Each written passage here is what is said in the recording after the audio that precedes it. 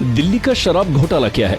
आइए आसान भाषा में समझें कि कैसे केजरीवाल और उनकी गैंग ने दिल्ली को शराब के दलदल में धकेलने और पार्टी के लिए चंदा उगाही का कॉम्बो प्लान बनाया।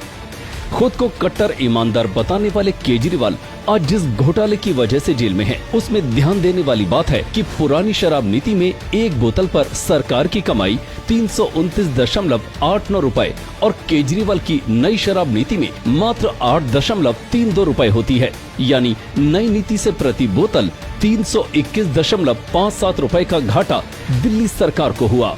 पुरानी नीति में रिटेलर का कमीशन 33.39 रुपए था, जबकि नई नीति में रिटेलर का कमीशन बढ़ाकर 363.27 रुपए कर दिया गया। मतलब प्रति बोतल 330.12 रुपए का फायदा रिटेलर को हुआ। पुरानी नीति में जहां शराब की बिक्री प्रति माह 132 लाख लीटर थी, वहीं नई शराब नीति में प्रति माह शराब की बिक्री 245 लाख लीटर हो गई। फिर भी राजस्व में भारी गिरावट आई। दिल्ली को शराब में डुबोने के लिए आपने शराब पीने की उम्र घटाकर 18 साल और ठेके खोलने का समय बढ़ाकर रात्रि 3 बजे तक कर दिया गया। यही नहीं, ड्राई डे की संख्या भी घटाकर सिर्फ 3 कर दी, ताकि जनता को शराब की कमी न हो और केजरीवाल सरकार को मलाई की। नई शराब नीति से शराब का कारोबार पूरी तरह से निजी हाथों में सौंप दिया गया। दिल्ली में शराब की कुल 849 दुकानें खुल गई।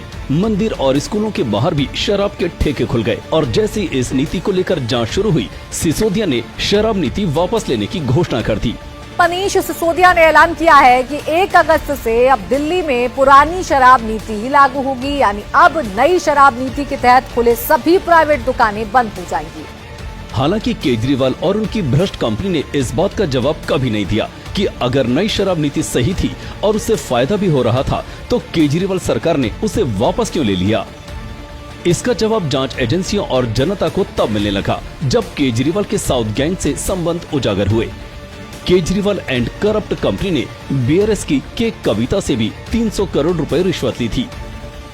जांच के डर से कई फोन तोड़े गए थे, कई इलेक्ट्रॉनिक सबूत मिटाए गए थे। अरविंद केजरीवाल से पूछा गया कि आपका पुराना फोन कहां है, हमें वो चाहिए।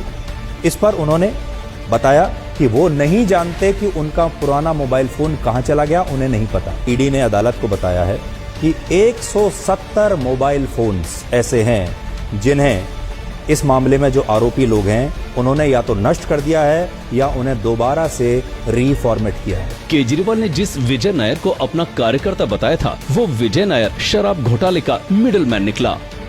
ईडी का ये भी कहना है कि कुल 45 करोड़ रुपए गोवा में फंडिंग दी गई थी। विजय नायर को ईडी ने मिडिलमैन बताया है। सिर्फ सिसोदिया ही नहीं, संजय सिंह ने भी मनी लॉन्ड्रिंग की। केजरीवाल बचा रहा क्योंकि प्यादों को आगे करता रहा। अंततः जांच की आंच शराब घोटाले के सरगना केजरीवाल तक पहुंची गई। महाझूठे खुद को कट्टर ईमानदार बताकर ईमानदारी की कस्में खाने वाले केजरीवाल आज अपने कुकर्मों की सजा जेल में काट रहे हैं। जिसने दिल्ली को नशे की लत लगाकर अकेला छोड़ दिया, उसका हिसाब देने का वक्त आ चुका है। कानून की कलम अब केजरीवाल की गंदी राजनीति का अंत लिखेगी।